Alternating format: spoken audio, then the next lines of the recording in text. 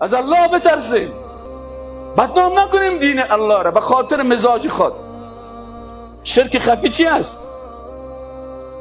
اول شرک خفی یک دو سه مثالش میگم ختم میکنم. مثال اولشی است که عمل صالح را انجام داره و میخواد که مردم را توصیف بکنه. این شرک خفی هست. دعوت به خاطر الله بکن. بانک حق گفتی مردم یک 4 کلمه بد بگوید. من هیچ بدبین ندارم. در ایمان تجدید نظر بکن.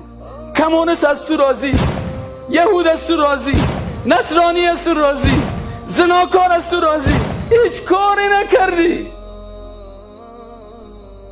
من رأى منکم منکرا فلیغیره بیده. تلویزیون رقص است، حداقل گلش خو کن. بس میگه هیچ کس از من خفه نیست. فإن لم یستطع فبلسانه، با زبانت بگویشم، او را نمیگی، در قلبم بد نمیبینی. قرار داروسی شیشتن پایک خودم شورک میده به مانای چی که یعنی خوب ساز است. کوکو ایمان. من رأى منکم منکرا فلیغیره بیده 100% ایمان است. فإن لم یستطع فبلسانه 50% ایمان است. فإن لم یستطع فبقلبه و ذلك اضعف الایمان 5% ایمان است. تو که ساز میاری، تو که رقاصه را میاری، تو که در مجالسی که در اونجا منکرات است تایید میکنی، چند فیصد ایمان داری؟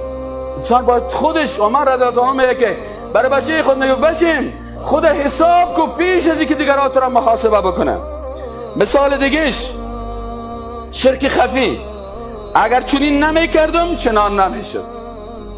اگر من این کار نمیکردم این کار نمیشد.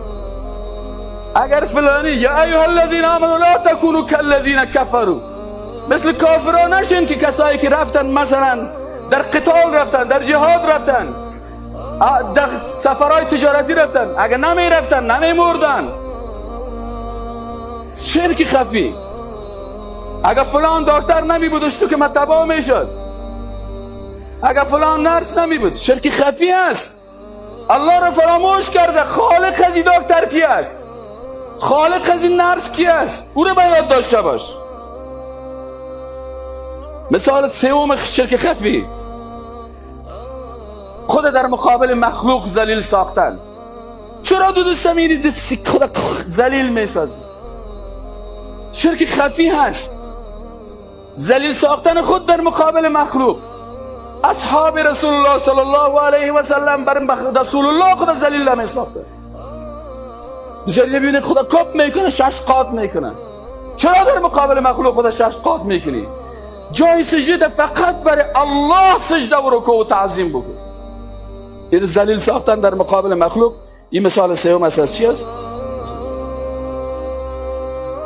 مثال چهارمش منت گذاری و اذیت رسانی.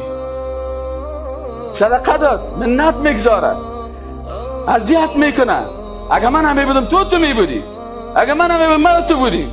این مثال دیگه هست که منت گذاری هم در جمله شرک خفی علما میگن شرک خفی است. و تمامی ریاکاری ها که یاد شرک خفی داخل هستند. الله متعال ما و شما را توفیق بده که از شرک خدا نجات بدیم. اقول قولی هذا و استغفر الله.